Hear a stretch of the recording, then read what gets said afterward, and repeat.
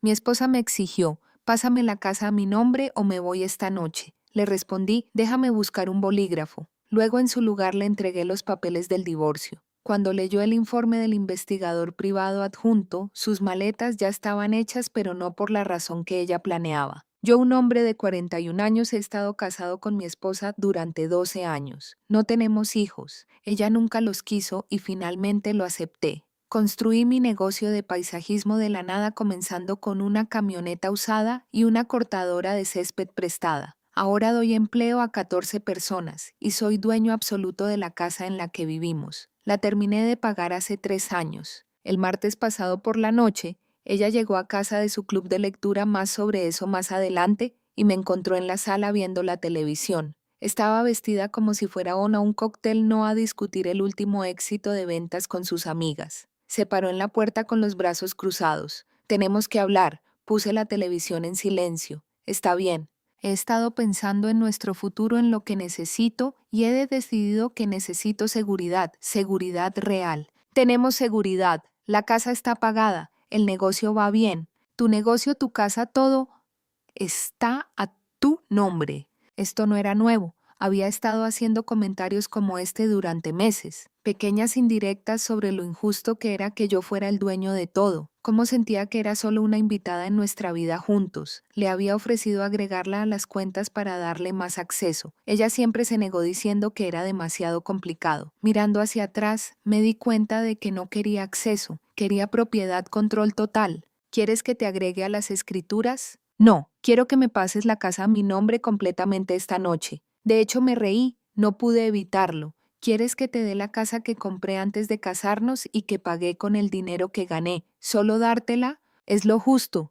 Te he apoyado durante 12 años. He administrado este hogar. Puse mi carrera en pausa. Su carrera era un trabajo a tiempo parcial en una boutique al que renunció después de 2 años porque su jefe era tóxico. No había trabajado en 8 años. ¿Y si no lo haces? Levantó su bolso del pasillo. Noté por primera vez que había 2 maletas junto a la puerta principal hechas y listas. Entonces me voy esta noche y me llevaré la mitad de todo en el divorcio de todos modos, así que podrías facilitarlo. Miré esas maletas, miré su cara, la certeza en su expresión, el ultimátum ensayado, las maletas ya hechas antes de que siquiera preguntara. Esto no era una negociación, era un guión, y yo sabía exactamente quién lo había escrito con ella. Déjame buscar un bolígrafo, le dije. Su rostro se iluminó. Realmente se iluminó como si hubiera ganado. Caminé hacia la oficina de mi casa, pero no agarré un bolígrafo.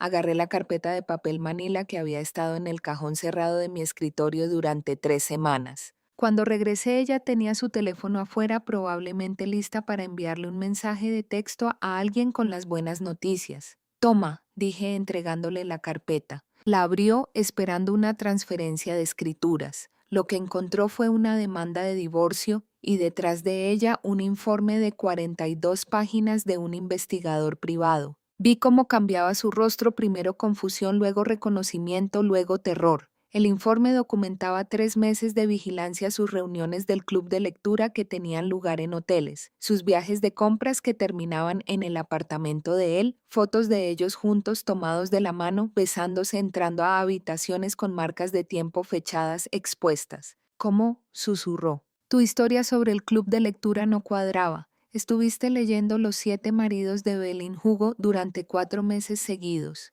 El libro tiene 400 páginas. Así que contraté a alguien para averiguar qué estabas leyendo en realidad. Pasó las páginas con las manos temblorosas. Había recibos de tarjetas de crédito, regalos que le había comprado a él con nuestro dinero, mensajes que el investigador privado había fotografiado cuando ella dejó su teléfono desbloqueado en una cafetería, una línea de tiempo de la aventura que se remontaba a 14 meses. Esto es, me has estado espiando. Me he estado protegiendo de alguien que planeaba dejarme por otro hombre mientras me robaba mi casa al salir. Esas maletas junto a la puerta no estaban hechas porque estuvieras mintiendo. Estaban hechas porque planeabas mudarte con él esta noche. Ella no pudo negarlo.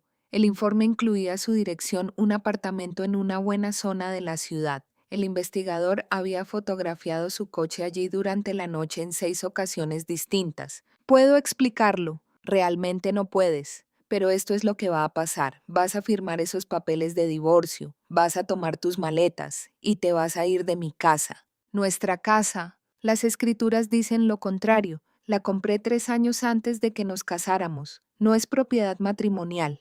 Pelearé esto, conseguiré un abogado. Deberías, vas a necesitar uno. Intentó llorar, lágrimas reales, sollozos reales, y tal vez hace 2 años habría funcionado. Siempre había sido débil ante sus lágrimas. En cada discusión que teníamos ella lloraba, y yo me disculpaba incluso cuando sabía que tenía razón.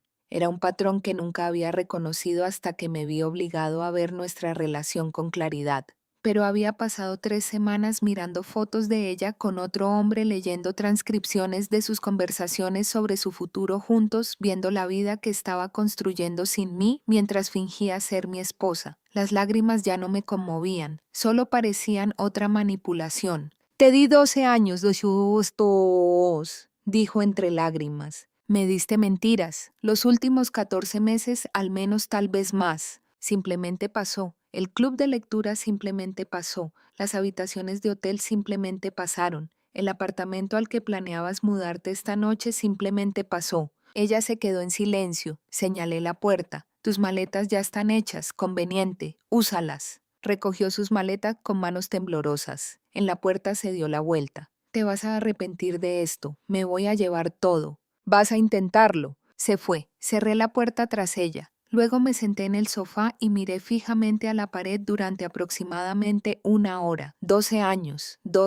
de construir una vida juntos. Y así era como terminaba. No con una conversación sobre problemas en los que podíamos trabajar. No con asesoramiento o compromisos, sino con un ultimátum y maletas hechas planeado al minuto. Lo había sabido durante 3 semanas. 3 semanas de sonreírle al otro lado de la mesa, verla prepararse para su club de lectura, escucharla hablar de su día. 3 semanas de saber que mi matrimonio era una actuación, y ella era la única que no sabía que había sido descubierta. La parte más difícil fue la actuación. Fingir que todo era normal cuando tenía fotos de ella besando a otro hombre en mi teléfono. Fingir creer sus mentiras cuando sabía exactamente dónde había estado, con quién había estado, qué había estado haciendo. Había querido confrontarla de inmediato. La noche que recibí el primer lote de fotos del investigador privado casi pierdo la cabeza. Me senté en mi camioneta afuera de nuestra casa durante 1 hora simplemente agarrando el volante, tratando de decidir qué hacer. Pero primero había llamado a mi abogada. Ella había sido clara: no la confrontes hasta que tengas todas las pruebas. No le des tiempo para borrar mensajes, ocultar activos o crear una narrativa. Construye tu caso y luego actúa.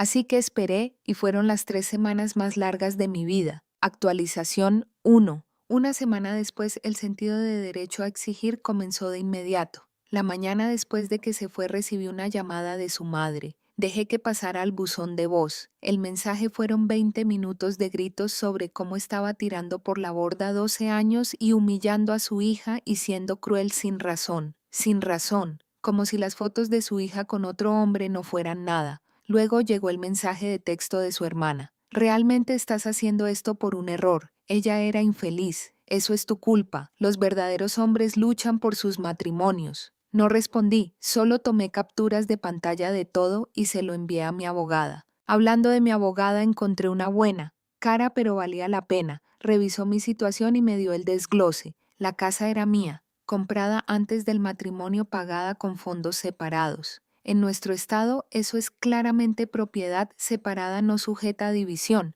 Mi negocio era más complicado. Comenzó antes del matrimonio, pero creció significativamente durante él. Ella podría reclamar una parte de la apreciación del valor. Mi abogada estimó entre un 20 y un 30% dependiendo de lo que decidiera un juez. La manutención conyugal era probable. 12 años de matrimonio, ella no había trabajado en 8. Incluso con la infidelidad, los tribunales en nuestro estado realmente no toman eso en cuenta para los cálculos de la pensión. Un divorcio sin culpa significa sin culpa, explicó mi abogada. La aventura ayuda con los argumentos de división de bienes, pero probablemente aún obtendrá manutención. Eso dolió. Pagarle a la mujer que me engañó para mantener su estilo de vida mientras construía una nueva vida con otra persona, pero así es la ley. Luego vino el primer truco sucio. Su abogado le envió al mío una carta afirmando que yo la había sacado por la fuerza del hogar matrimonial y le había negado el acceso a sus pertenencias. Querían acceso de emergencia a la casa para recuperar su propiedad personal. Yo no le había negado nada. Ella misma había hecho sus maletas, había salido por su propio pie. Acepté una recuperación supervisada. Mi abogada presente, su abogado presente, programado para el sábado. Ella apareció con un camión de mudanzas. No un coche, un camión de mudanzas de tamaño completo. ¿Qué estás haciendo?, le pregunté. Buscando mis pertenencias, tu ropa y artículos personales, no los muebles que compré. Su abogado intervino. Mi clienta tiene derecho a la propiedad matrimonial. Los muebles se compraron antes del matrimonio. Tengo los recibos. Había pasado la semana reuniendo cada recibo, cada extracto bancario, cada comprobante de compra que pude encontrar. El televisor comprado en 2011, 3 años antes de casarnos. El sofá igual. El juego de comedor era lo único a lo que ella había contribuido e incluso eso se compró con mi tarjeta de crédito que ella estaba autorizada a usar. Terminó yéndose con 6 cajas de ropa, zapatos y artículos personales. El camión de mudanzas estaba vergonzosamente vacío. Esto no ha terminado, dijo mientras se iba. Lo sé. 2 días después recibí una llamada de la policía. Ella había presentado una denuncia afirmando que la estaba acosando con mensajes de texto amenazantes. Le había enviado exactamente 2 mensajes de texto desde que se fue. 1. Tu abogado puede contactar a mi abogada para cualquier comunicación relacionada con el divorcio. 2. El sábado a las 10 de la mañana funciona para la recuperación de las cosas. Les mostré a los oficiales ambos mensajes. Se miraron claramente molestos por haberles hecho perder el tiempo. Señor, tenemos que dar seguimiento a estas denuncias. Lo entiendo. Aquí está la tarjeta de mi abogada si necesitan algo más. Se fueron. Mi abogada agregó esto al archivo. Patrón de acusaciones falsas, anotó. A los jueces no les gusta eso. El informe policial falso fue particularmente exasperante. De hecho, les había dicho que le estaba enviando mensajes amenazantes. Los oficiales tuvieron que venir a mi puerta a hacer preguntas, tratarme como un posible delincuente, todo porque estaba enojada de que su plan no hubiera funcionado. Esto es de lo que me habían advertido. En estas situaciones se asume que el hombre es el problema. Los oficiales fueron profesionales, pero pude notar que habían llegado esperando encontrar a un esposo enojado y controlador. En cambio, encontraron 2 mensajes de texto educados sobre la logística del divorcio.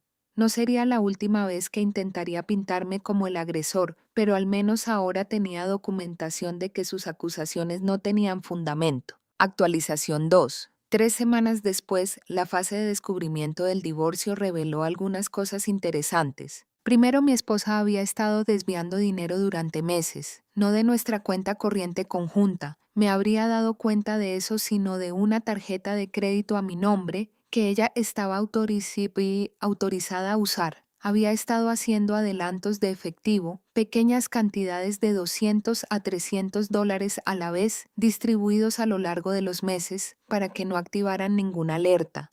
Durante 14 meses sumaron más de $8,000. La compañía de tarjetas de crédito confirmó las ubicaciones de los retiros. Cajeros automáticos cerca del apartamento de él, cerca de hoteles donde se habían alojado, cerca de restaurantes donde habían cenado. Estaba financiando toda su relación con dinero que estaba robando de nuestro matrimonio. ¿A dónde fue el dinero? Según el informe del investigador, la mayor parte se destinó a regalos para él, ropa de diseñador para su cumpleaños, cenas caras, escapadas de fin de semana. Cuando yo pensaba que estaba visitando a su hermana, había estado financiando toda su aventura con dinero de nuestras cuentas. Mi abogada estaba encantada. Esto socava su afirmación de que contribuyó equitativamente al matrimonio. En realidad estaba agotando los bienes matrimoniales. Segundo, su compañero de aventura también estaba casado. El investigador había investigado más a fondo a petición mía. Resulta que estaba separado de su esposa, lo que en realidad significaba que todavía estaba legalmente casado, viviendo en un apartamento mientras arreglaban las cosas. Su esposa no sabía de mi esposa. Pensaba que él se estaba tomando un espacio para reflexionar sobre su matrimonio. Consideré brevemente contactarla, pero decidí no hacerlo. No es mi circo, no son mis monos. Tercero, las demandas de mi esposa se volvieron más escandalosas. Su abogado presentó una lista de lo que quería. La casa, a pesar de ser propiedad separada, el 50% del negocio, $4,200 al mes de manutención conyugal, sus honorarios legales pagados por mí, el coche que le compré que estaba a mi nombre, una suma global de $75,000 por contribuciones a la sociedad conyugal. Mi abogada se rió a carcajadas cuando me mostró la lista. Está empezando alto para negociar a la baja. Táctica estándar, pero esto es ambicioso. Respondimos con nuestra contraoferta. La casa sigue siendo mía, propiedad separada, 15% de la apreciación del negocio pagado en 3 años. $1,800 al mes de manutención por 2 años. Cada parte paga sus propios gastos legales. Puede quedarse con el coche. Era un Toyota 2019 con 85,000 millas que valía quizás $12,000. Cero suma global. Ella lo rechazó inmediatamente, por supuesto, pero la verdadera escalada vino de su familia. Su hermano apareció en mi negocio. Simplemente entró a mi oficina mientras yo estaba reunido con un cliente para un importante contrato comercial de paisajismo. Tenemos que hablar. Me disculpé con mi cliente, un administrador de propiedades que controlaba los contratos de 3 complejos de apartamentos, y salí. Gran primera impresión. Gracias, cuñado. Tu hermana tomó sus decisiones. No voy a discutir esto contigo. Cometió un error. La estás destruyendo por eso. Tuvo una aventura de 14 meses, robó $8,000 de nuestras cuentas y trató de que yo le pasara mi casa antes de cruzar la puerta. Eso no es un error, eso es un plan. La espiaste como una especie de acosador. Contraté a un profesional con licencia para confirmar lo que sospechaba. Todo fue legal.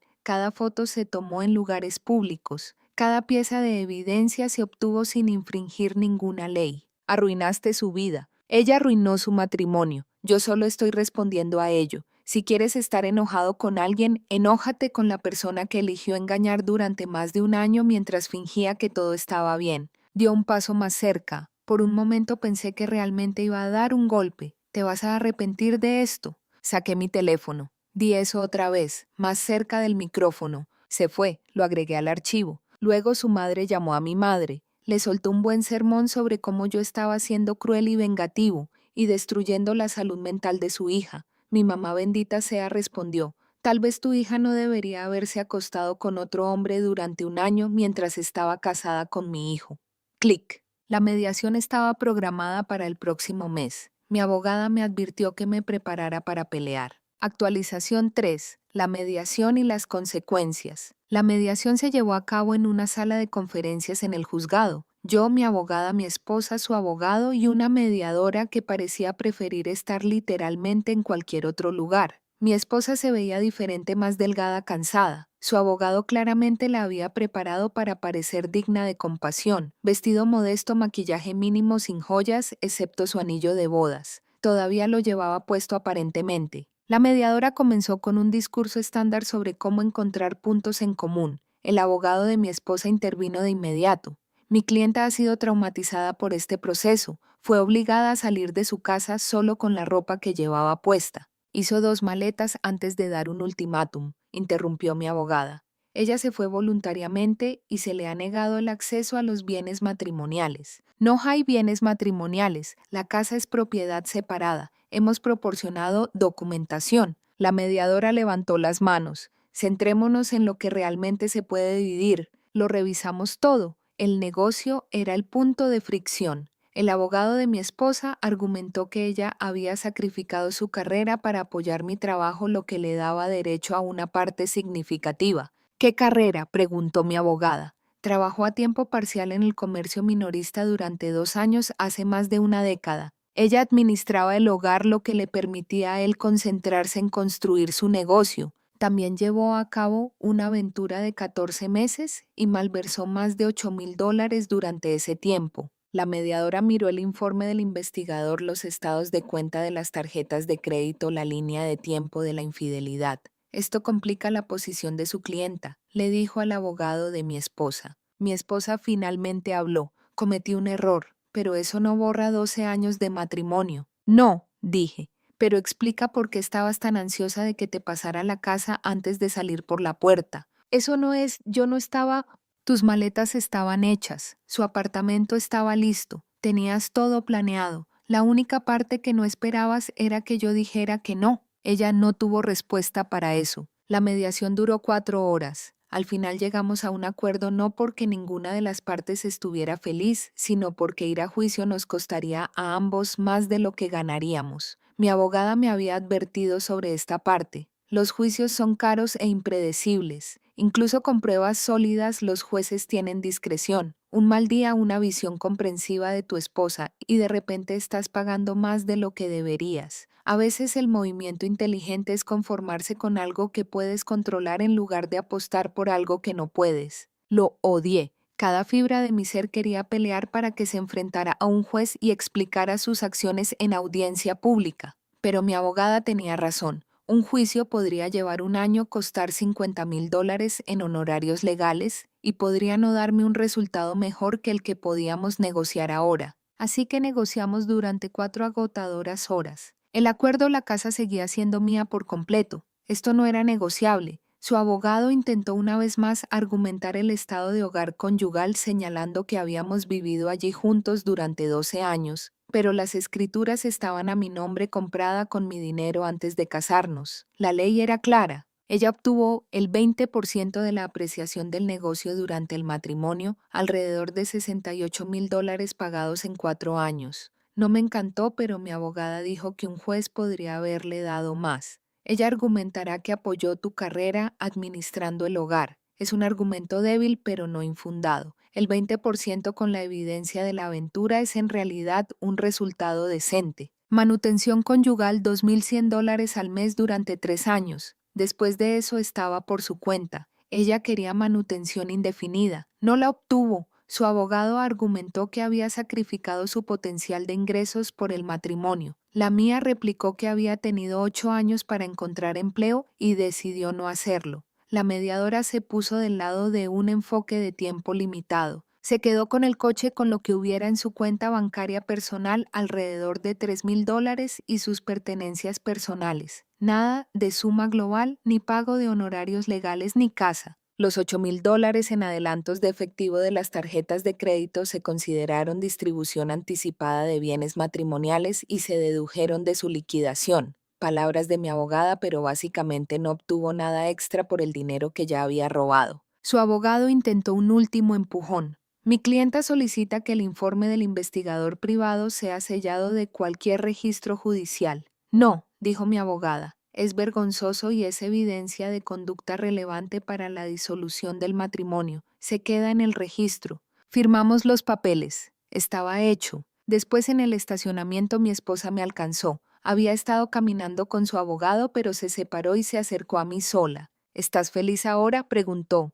Su voz era amarga, pero había algo más debajo. Desesperación tal vez. Feliz no es la palabra. Te di 12 años. Me diste 12 años de lo que yo creía que era un matrimonio. Resulta que los últimos 14 meses fueron una mentira, tal vez más. No significó nada con él, fue solo, estaba sola, siempre estabas trabajando, me sentía invisible. Las excusas, siempre, las excusas, las había escuchado todas en el informe del investigador. Las mismas frases que le había dicho a él sobre lo descuidada que se sentía, cómo yo no la apreciaba. Curioso cómo nunca me había mencionado que se sentía sola, nunca pidió terapia de pareja, nunca sugirió que pasáramos más tiempo juntos, simplemente encontró a otra persona. Si te sentías sola podrías haber hablado conmigo, podrías haberme dicho que algo andaba mal. En lugar de eso tuviste una aventura durante más de un año y luego trataste de robarme la casa. No estaba tratando de robar. Pásame la casa a mi nombre o me voy esta noche. Esas fueron tus palabras exactas. Tus maletas estaban hechas. Su apartamento estaba esperando. ¿Cómo llamarías a eso? Ella no tuvo respuesta. ¿Dónde está él ahora, por cierto?, le pregunté. ¿El apartamento listo para ustedes dos? Su rostro se tensó. Eso no es asunto tuyo. Pero yo ya lo sabía. El investigador había seguido vigilando como cortesía. La esposa de su compañero de aventura se había enterado de mi esposa. Alguien debió haberle avisado. Ella también había solicitado el divorcio, y él, enfrentando sus propias consecuencias, aparentemente había decidido que mi esposa era demasiado drama. Ella se estaba quedando con sus padres.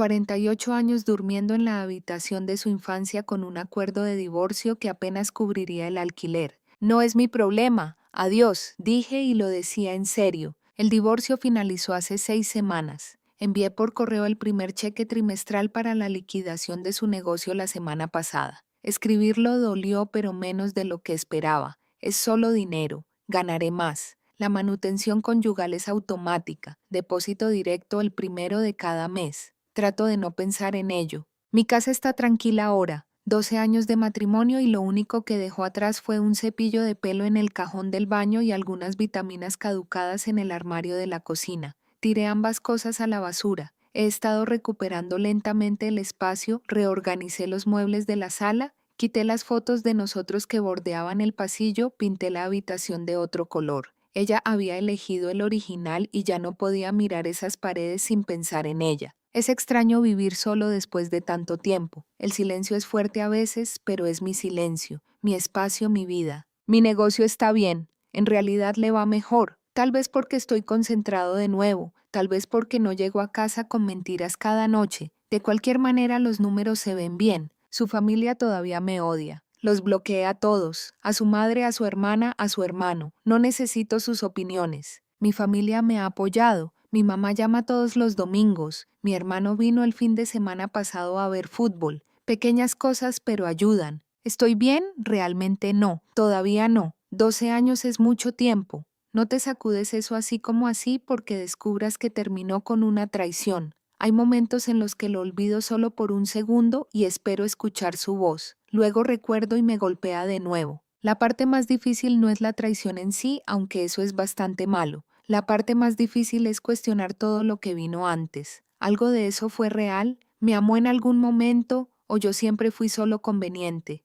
Cada recuerdo que tengo de nuestro matrimonio está ahora teñido de duda. Nuestra boda, nuestros aniversarios, ese viaje que hicimos por nuestro 10º aniversario, donde dijo que nunca había sido tan feliz. Ya estaba pensando en irse, ya estaba buscando algo más, probablemente nunca lo sabré, y de alguna manera no saber es peor que cualquier respuesta que ella pudiera darme. Pero estoy mejor que antes, cada día un poco mejor. La noche que me dio ese ultimátum, pásame la casa o me voy. Ella pensó que tenía todo el poder. Pensó que me derrumbaría, que suplicaría que le daría lo que quisiera para retenerla. No esperaba que yo ya lo supiera, no esperaba la carpeta, no esperaba salir por la puerta con sus propias maletas y nada más. Quería dejarme sin nada mientras ella comenzaba su nueva vida. En cambio se fue con exactamente lo que se había ganado, un acuerdo modesto sin casa y con la certeza de que su esposo vio a través de cada mentira. Sus maletas estaban hechas esa noche, tenía razón en eso, pero no la llevarían a donde ella pensaba que irían. Todavía tengo la casa, todavía tengo mi negocio, todavía tengo mi dignidad. Ella tiene $2,100 al mes, un acuerdo que se terminará de pagar en 4 años y una habitación infantil en casa de sus padres. Algunas noches pienso en ese ultimátum. Pásame la casa a mi nombre o me voy esta noche. No pasé nada a su nombre y ella se fue de todos modos. Qué curioso cómo funcionó eso.